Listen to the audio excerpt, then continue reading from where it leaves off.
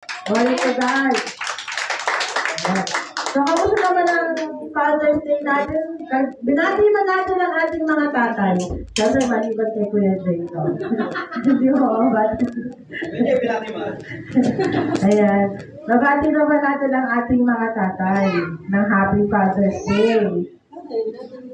Diba? Ayan. So, ang topic po natin ngayon is good father. Amen. Hallelujah.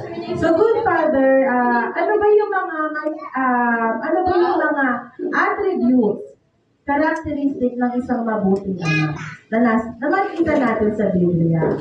Marami tayong makikitang attributes ng good father or mabuting ama sa Biblia. And best example dyan is, of course, ang ating amang nasa langit. Kasi siya lang naman ang nag-iisa perfect father. Amen? Sa Bible, pinaka-best story ng father is about do sa prodigal son.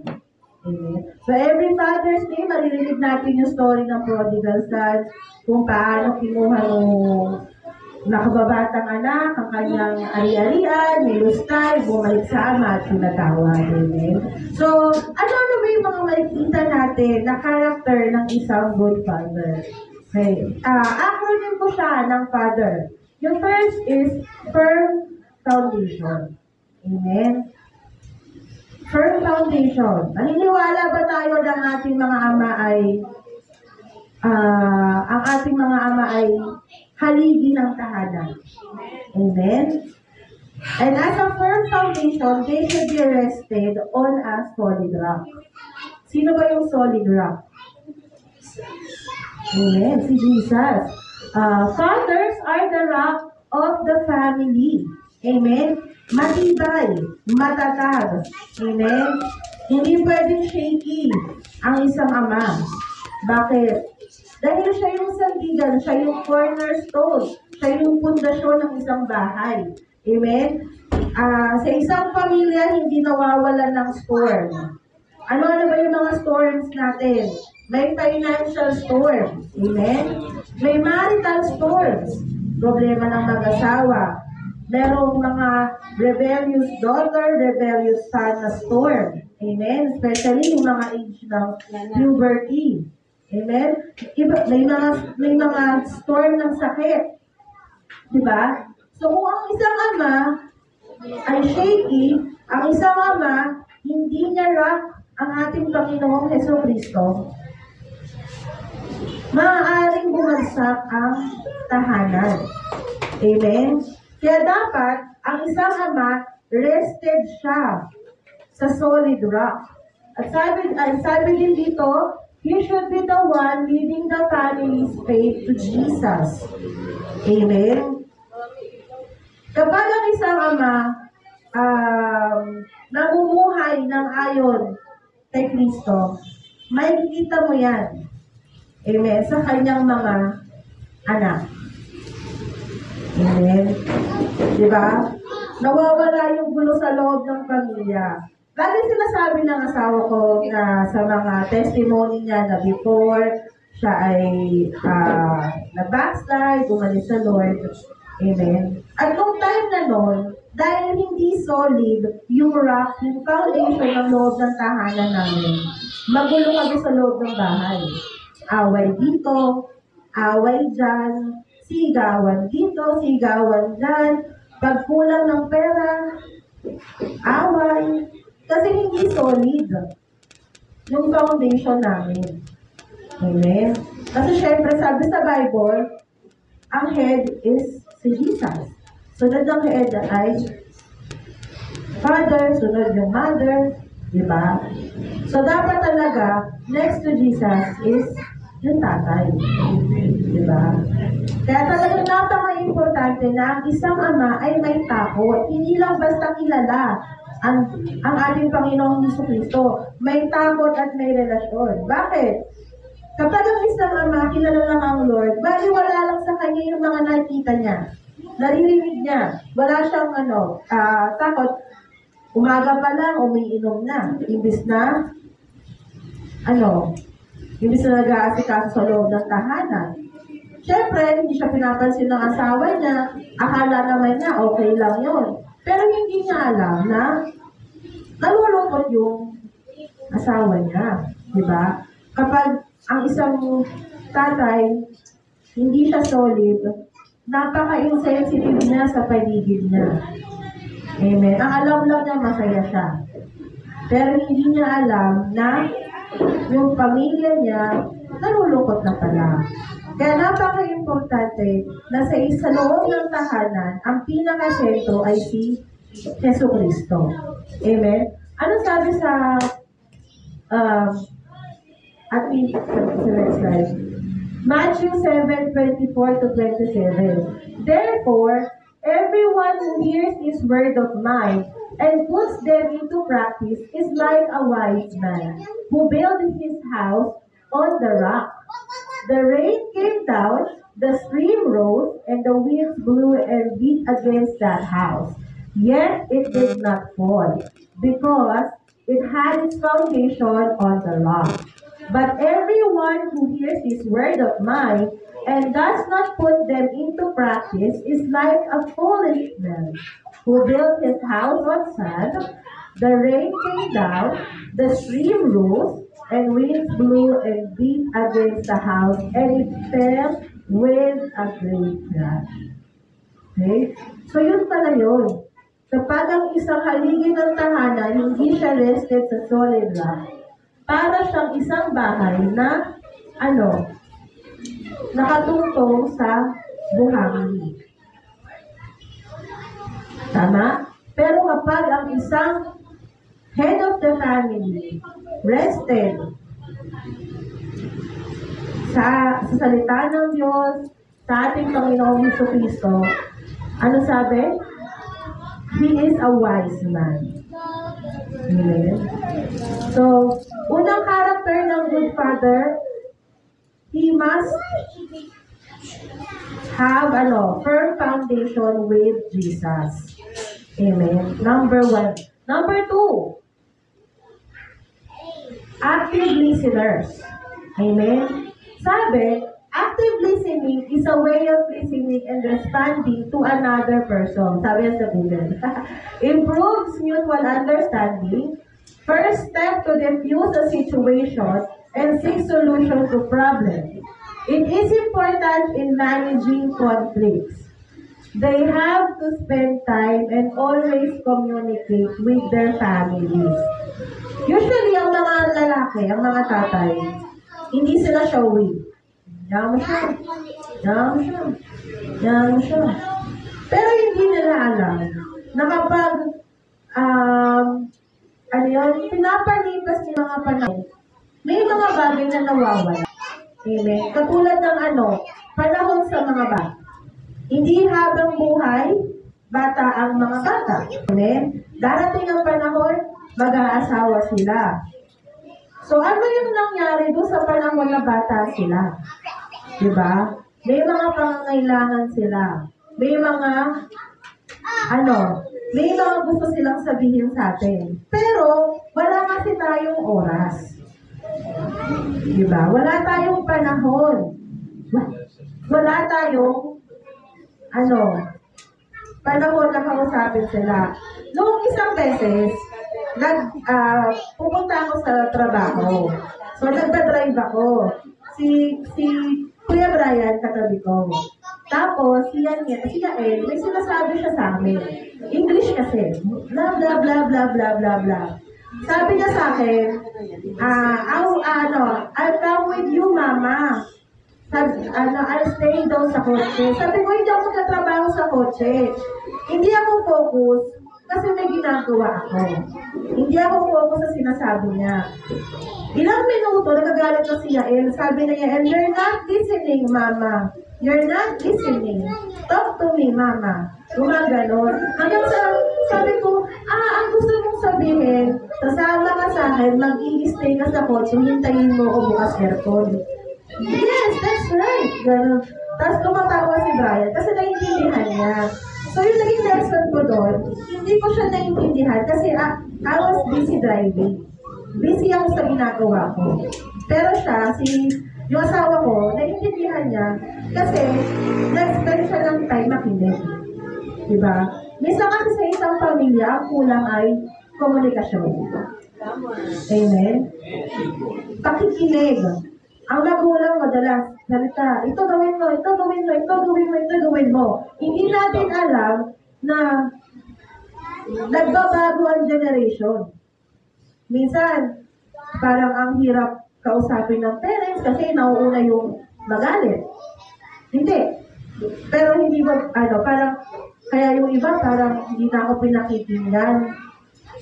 Diba? Kasi ang kulang is communication. Kaya minsan, sa mga bata, kunyari, siyan yan, kausap namin yan. Kasi syempre galing siya sa private school, na 5 lang sila. Ngayon, lilipat na siya ng public, na 45 na bigla ang student. So, kinakausap siya ng tatay niya na hindi ka pwedeng galing mahina, kailangan makipag-compete ka kasi marami ka nang magiging kaklase. Marami ka nang magiging kaklase. Sila, 5 lang sa entire school. Yung 45 sa isang classroom na ilang classroom yun sa public, madami. Diba? Kami naman natutuwa na yung nag-proactive siya, nag-initiate siyang mag-public para ma-experience niya. Diba? Pero syempre, bilang magulang, tas bilang ama, kinakausap niya siya yan na, bakit mo gusto? Anong gagawin mo doon? Anong plano mo? Kasi minsan kailangan din natin tanungin ang mga bata eh. Ano bang gusto mo paglaki mo? Ano bang gusto mo? Eh, di ba minsan ang tatay, bala ka. Kung gawin mo gusto mo. Di ba, ganun lang minsan ng ang mga tatay. Hindi sila ganun ka-showy. Di ba? Pero, kahit ganun sila, alam nila yung needs ng pamilya nila. Amen? Alam nila yung pangangailangan. Sabi sa next slide,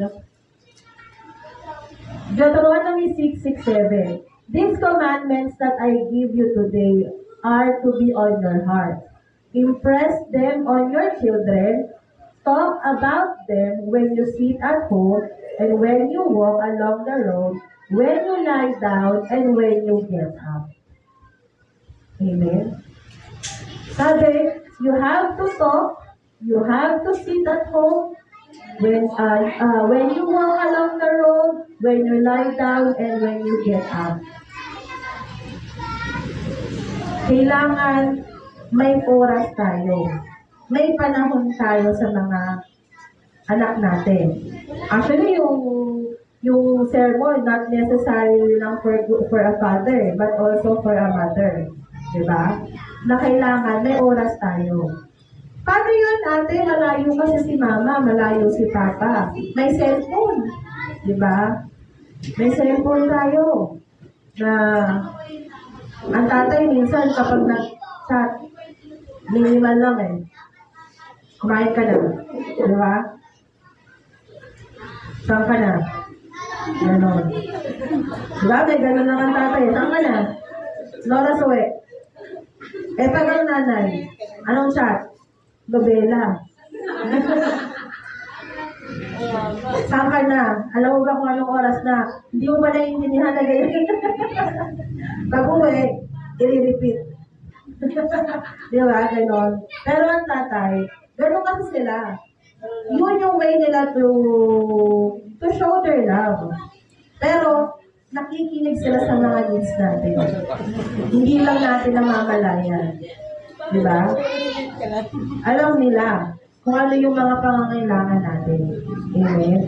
So, first is, dapat firm ang foundation ng isang tatay. Pangalawa, active listener sila. Then, pangatlo, teacher. Di ba? Living as an example. Sila yung ating mentor. Iba ang treatment ng tatay sa anak na babae sa anak na lalaki. Ang anak na babae, Disney princess yan. Amen? Diba? Sino yung nagtuturo madala sa babae? Nanay. Maghugas ka, maglinis ka, ganyan. Pero pag tatay, Disney princess yan. Anong gusto mo? Anong di ba? Kumain ka na ba? Naalala ko pag nakikita ko si Kuya Feo at si Althea, talaga nga naman yung treatment ng isang tatay, no? Prinsesa. Kulang na lang. Lagyan ng, lagyan talaga ng corona si Althea eh. Kasi ganun, itrato ng isang ama ang mga babae. Diba? Kaya nga minsan ang basihan natin ng asawa, tatay natin eh. Diba? Tatay ko nga, ako sinasaktan, kasi ko sasaktan mo ako, di ba? Kasi, ang tatay natin, siya yung ating example. Amen? Ang tatay natin, siya yung ating teacher. Mentor natin yan sa mga lalaki. Di ba? Naalala ko, si Pastor, siya yung isa sa mga nagturo kila Kuya JR, kila Kuya Brian, Kuya Chow, kung paano sa bahay. Kasi nung malakas pa si Pastor, na siya yung nag-maintenance dito. So, syempre, kailangan niya ng successor. Siya yung nagturo sa mga kalalakihan natin. Dahil sa atin sa mga bahay, paano turuan ng mga tatay ang lalaki? Harsh, di ba? Magpukpok ka nga dyan ng ganito, pukpukin mo. Pukpukin mo yung martilyo. Di ba? Humawak ka ng ganito, huwag ka lalambot-lambot. Kailangan matibay ka.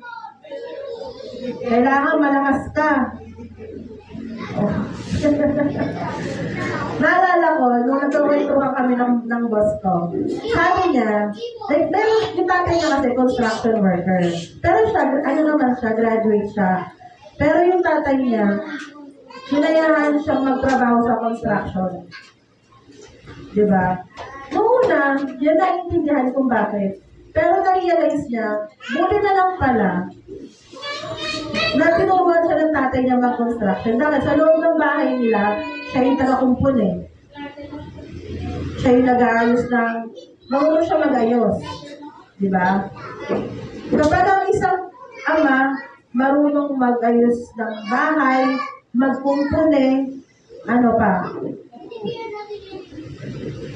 marunong sa mga mahihirap na gawain, ano nga sa save natin?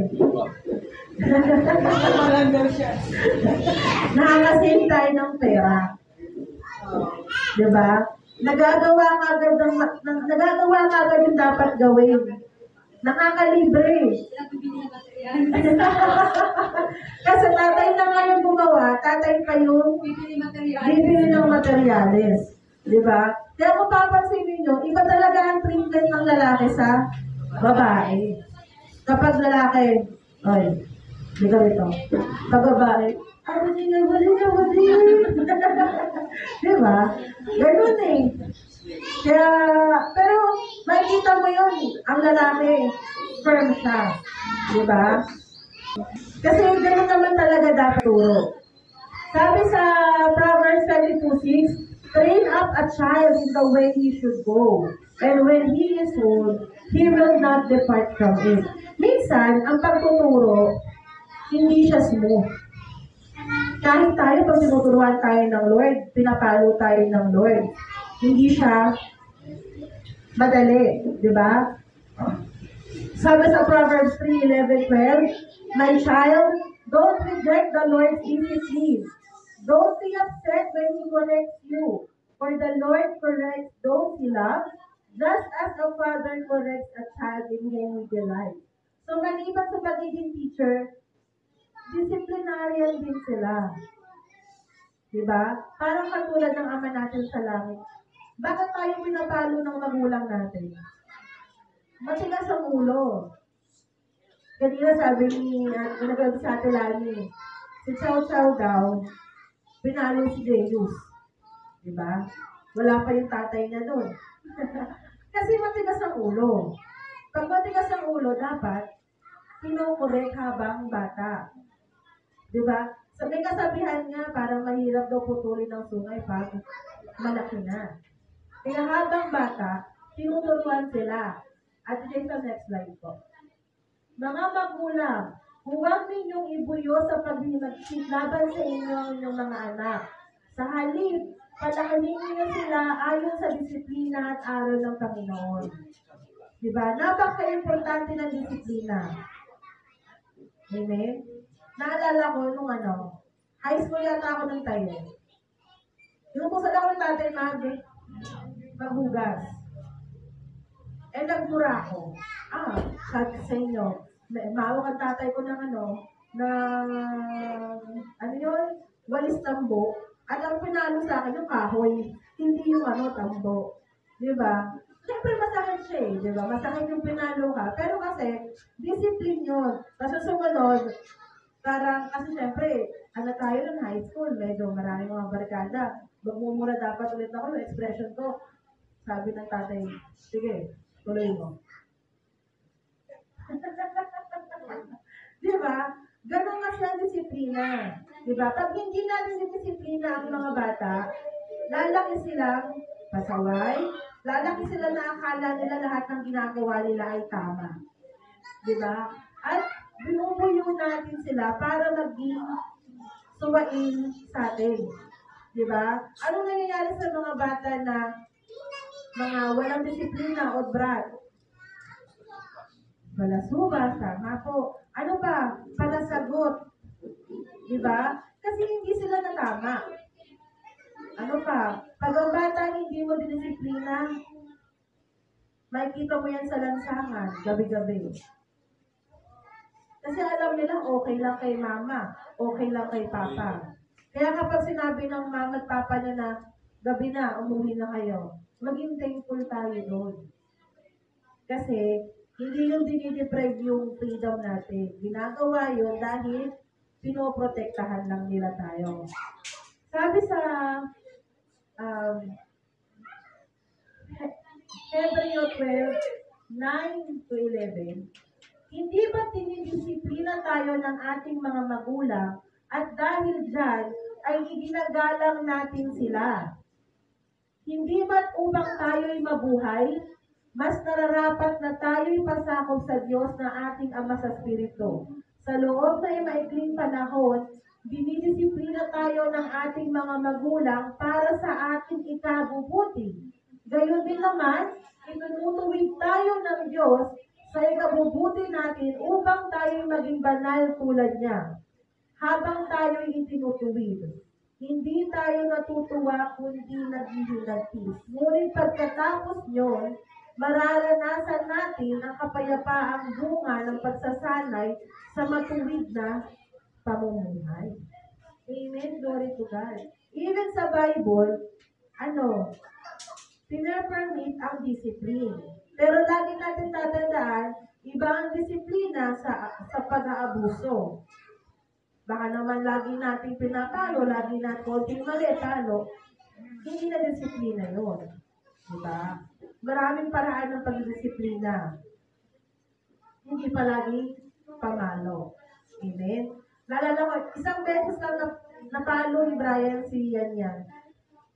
Pero, nagtanda. Diba? Ganun kasi ang mga tatay eh.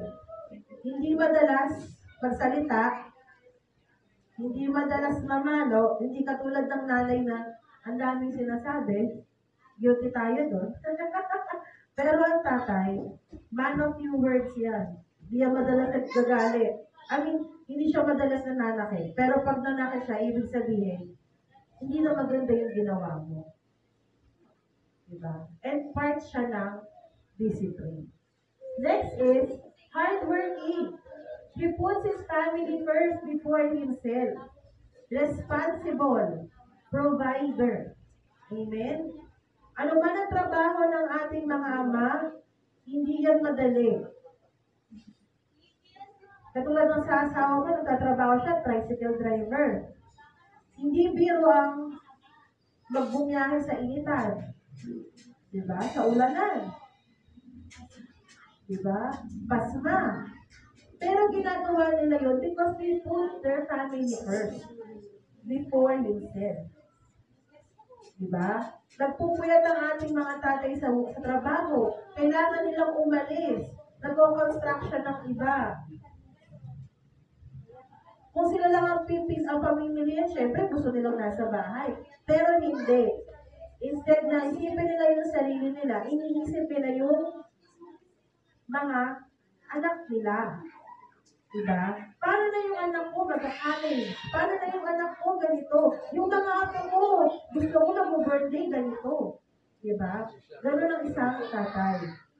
Si tatay ko noon, nag-abroad for many years. Hindi namin siya nakasama. Pagka uuwi yan, galing abroad, magta-tricycle driver pa yan. Habang nagta-tricycle, nagtitinda pa yan ng ice candy. Diba?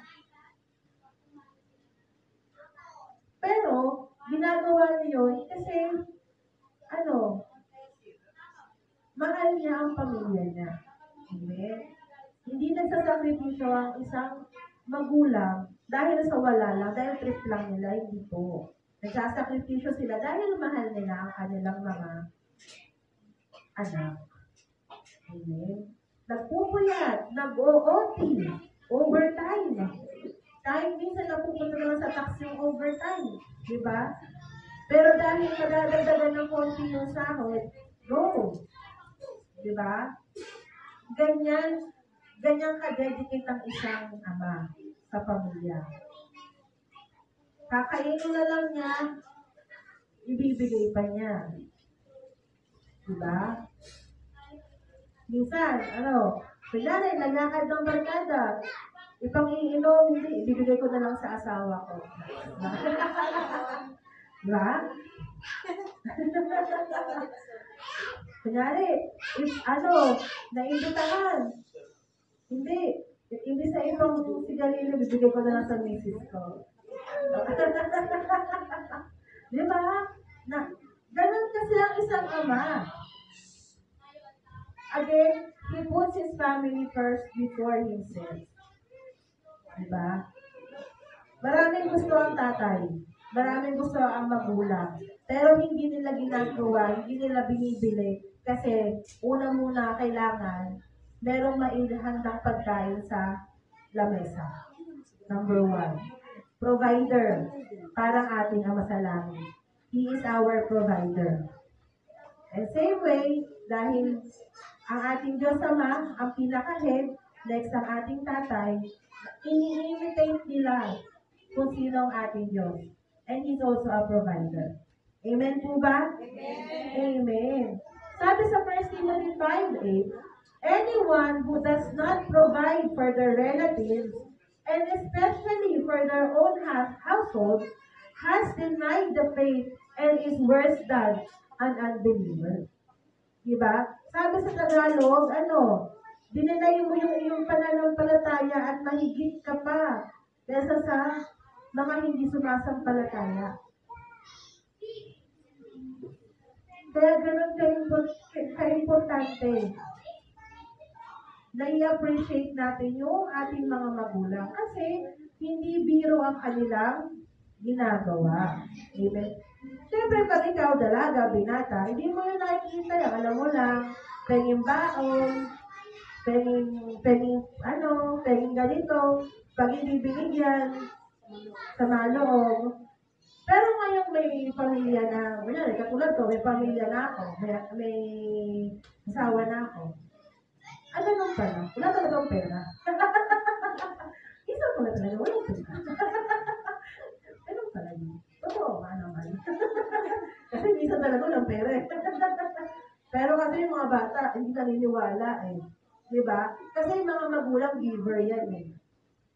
Kaya minsan pag tinanggihan mo, nagagalit, ayaw maniwala. Pero pag nagkapamilya ka na, ito po pala talagang nawawalan ng pera mga magulang. Hindi pala siya abiro. Diba? Mahirap pala talaga maging magulang. Amen? Napakahirap. Dati kasi, ikaw lang yung receiver eh. Ngayon, ikaw na yung giver. Amen? Pag bata ka, tanggap ka ng tanggap. Hingi ka lang ng hingi. Pero pag magulang ka na, bigay ka na ng bigay kasi wala nang magbibigay sa'yo. Wala ka nang i-expect na magbibigay sa'yo. Ganun sa mga tatay natin. Kaya ganun sila kapursigido na magtrabaho ng magtrabaho. Amen? Next po. encourager. Number one fan natin ang ating mga tatay. Amen? Lalo na sa mga anak na babae. Ganoon din naman sa mga anak na lalaki. Pero paano sila mag-encourage? Kaya mo yan. Ganun lang. Oo. Ikaw pa ba? Kaya mo yan. Our fathers never give up on us. They continue to inspire us. They influence us. They believe in us. Diba? Ang tatay natin, sabi ko nga, number one fan natin yan. Amen? Naalala ko nung si Aljon, nag-basketball pa dati. Si tatay, oo, kaya mo yan, kasi malaki ka. Sabi niya, tatay, tangkad ka. Ngayon si Matthew, nagba-basketball, oo, kaya mo yan, kasi magaling ka. Diba? They encourage yung mga anak. Hindi man ganun kahaba yung sentence nila, pero they influence. Naalala ko sa best sabi ni, tinanong namin si Yan, dati pa naman yung grade school siya.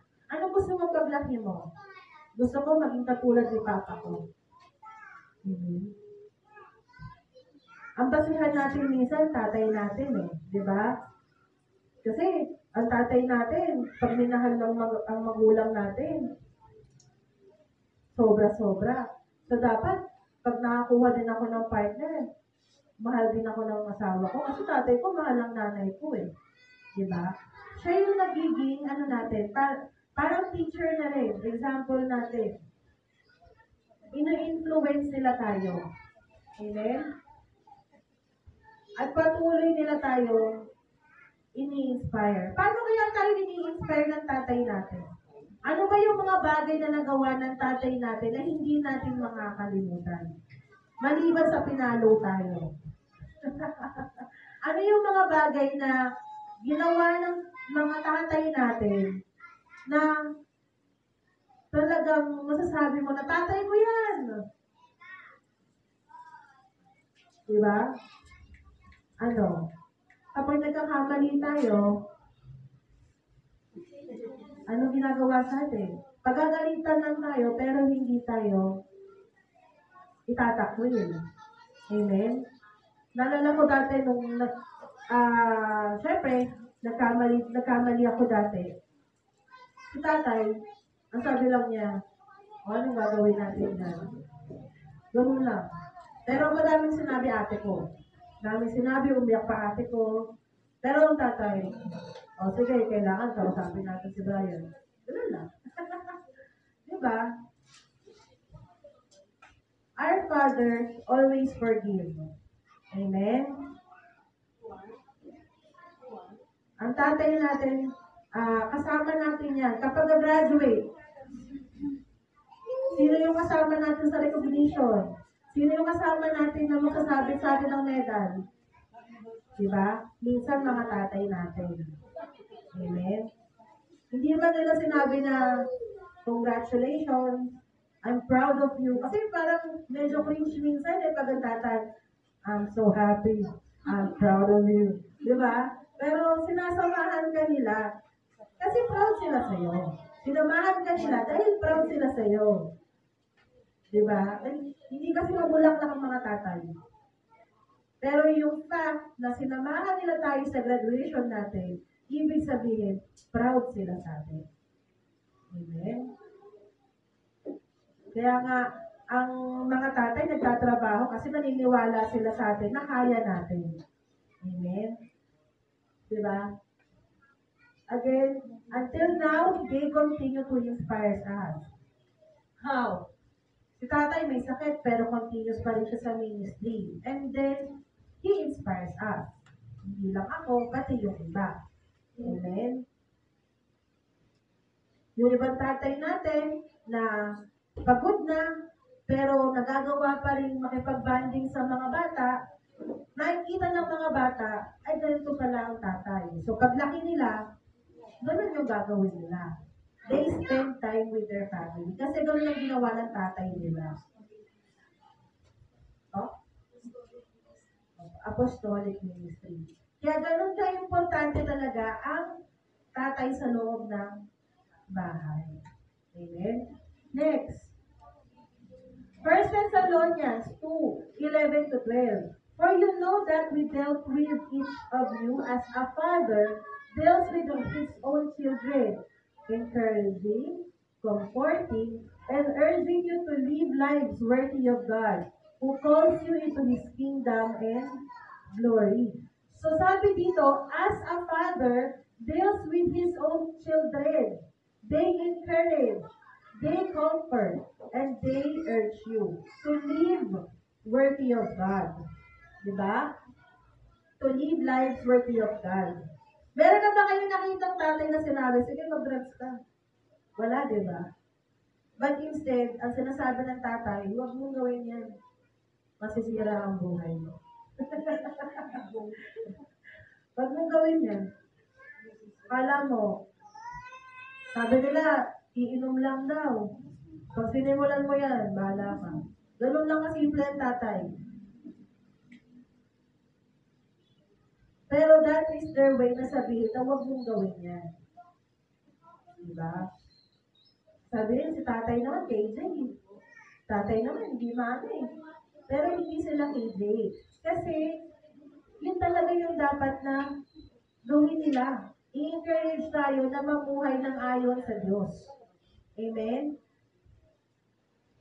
Kaya, ang mga tatay, again, number 1 fan yan. Hindi man sila showy, hindi man nila sinasabi, pero yung samahan ka nila sa mga activities mo sa school, graduation mo, important events, kasal mo, ibig sabihin, mahal ka nila. Proud sila sa iyo. Amen? So next, reliable, dependable, someone we can count on. Naalala ko si ate, kasi sa amin, syempre, unang nagkapamilya si ate Ruby. So yung mga bata, pag kunyari, tay, may trabaho ako. Kunin mo sila Aljon dito. Di ba? Sino ka ganun tinatawag? Kapag may kailangan sa mga bata, tay, tay, tay, yung ano, iwan ko dyan si Bebe. Diba? Bigbit ang mga apo. Amen? Diba? Kahit ng mga bata tayo, sino yung madalas na mas madaling hinian? Mas madaling hinian? Tatay. Ano kasi nanay? Ay, tatay. Kasi, pag nanay ko, hindi ka pa hihingi ng pera, ang sasabihin, wala akong pera. Ganon. Sermon na abutin. Pero pag ang tatay, tingnan mo doon sa ano, may sinukso ko doon sa 10 piso. Di ba? Sa tricycle. Kaya kami nila ate, singin kami kay tatay. Kasi pag kay nanay, lalapit, nay, wala akong pera. Di ba? Ganun kagad eh. Kasi nanay, babae, di ba? Pero pag tatay, tay, yung 20. Meron ako doon sa tricycle. Tanggalin mo yung lagayan, tapos meron pa doon sa panglagayan. Dami lagayan ng tricycle, no? Nandun yung 20. Di ba? Ganon. Ganon yung tatay. We can count on them. Kapag tayo nangangailangan, tatay. Di ba? Kapag meron tayong kailangang gamit, tatay, payaram ng ganito. Tay. Diba? Trustworthy sila. Amen? Ganun ang mga tatay. Kaya napakapalad natin na meron tayong tatay, hindi lang sa lupa, kundi sa langit. Bakit? Kasi we can depend on Jesus. Amen? We can depend on Him. Kapag meron tayong problema, pwede tayong lumapit sa Diyos. Amen? Dahil ama natin siya, tatay natin siya. Sabi sa Matthew 7:7, ask and it will be given to you. Seek and you will find. Knock and the door will be open to you. Kaya tayo, kailangan lang natin, lumapit. Diba? Kasi minsan gano'n ang mga tatay din natin eh. Hinihintay lang tayo lumapit sa kanila eh. Bago nila ibigay. Tama? Hinihintay lang nila na lumapit tayo pero alam na nila yan. Tama? Alam na nila. Kaya dapat tayo magpasalamat tayo. We have to be grateful for having a good father. Amen? At the next po. Kaya, conclusion natin, good fathers are selfless. Amen? They made sacrifices for us, not because it is their obligation, but because they love us like our Father in heaven, who gave His only begotten Son, and whosoever believes in Him shall not perish, but have an everlasting life. Basahin natin yung John 3:16. Hindi yun yung yun lang yung context. In John 3:16, for God so loved the world, He gave His only begotten Son, and whosoever believes in Him shall not perish, but have an everlasting life. Maaaring may mga kabataan na medyo malayo ang loob sa kanilang mga tatay, because for some reason, pwedeng because absentee parent, pwedeng because walang tatay, may illicit affair, ibang family. Pero lagi nating tatandaan na kaya tayo nandito is for us na sabihin natin sa kanila na may tatay ka at naghihintay lang siya sa'yo. Amen? Pwedeng abusive yung tatay, kaya yung anak malayo. Pero kaya mo nakilala si Jesus para i-share sa kanila na hindi meron tayong Ama sa langit. Amen? Na laging nandyan para sa atin. Amen? Ano man ang nararamdaman mo, ipanalangin natin yan. Kung ang tatay mo ay malayo sa Lord, ipag-pray natin yan. Diba? Kung ang tatay mo naglalasing, ipag-pray natin yan. Kung ang tatay mo may bisyo, ipag-pray natin yan. Kasi walang imposible sa Diyos. Amen? So, tayong lahat ay mapalad dahil tayong lahat ay may tatay. Amen? Ang tatay natin ay perfect God. Amen? We can depend on Him. Diba? He is our firm foundation. He listens to us.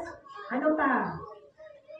He works hard para mababalik tayo sa Kanya. Amen? Ano pa? May oras siya. Andyan siya. Ang kailangan lang natin, lumapit sa Kanya. Amen? So tayo pong lahat ay tumayo.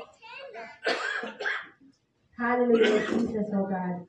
Panginoong Jesus, maraming salamat po, God, sa araw na ito na ibinigay mo sa amin, O God. Salamat, O God, sa buhay ng mga ama namin, O God, na pinahiram mo. Lord, alam namin, O God, na Ikaw, O God, ang mayakda ng kanilang buhay, O God. Ikaw ang nakakaalam ng kanilang mga nais. And we pray, O God, that in your time, you will give the desires of their hearts, O God. Lord, we pray, Father, O God, na bigyan mo sila ng kalakasan, bigyan mo sila, Panginoon, ng karunungan as they lead their families, O God. Lord, continue na maging center, O God, ng kanilang family, O God, ng aming pamilya, O God. Ikaw, Panginoong Jesus, ang siyang patuloy na manguna sa buhay namin, O God. Lord, we pray, O God, na sa mga tatay na narito, O God, Lord, dalangin namin na ikaw ang siyang patuloy na magpala sa kanila, O God. Pagpalain mo ang works ng kanilang hands, O God. Pagpalain mo, Panginoon, ang kanilang mga pupuntahan. Pagpalain mo ang kanilang trabaho. Pagpalain mo ang kanilang ginagawa. Pagpalain mo, Panginoon, O God, ang kanilang buong pamilya, O God. Lord, gamitin mo ang mga ama ng tahanan as your channel of blessings, O God. Hindi lang sa pamilya nila, maging sa kanilang mga relatives, O God. Maraming salamat, O God. Ikaw, Panginoon, O God, ang siyang patuloy na may taas. Ikaw lamang ang siyang patuloy na madakila, maluwalhati sa pangalan ni Jesus. Amen. Hallelujah.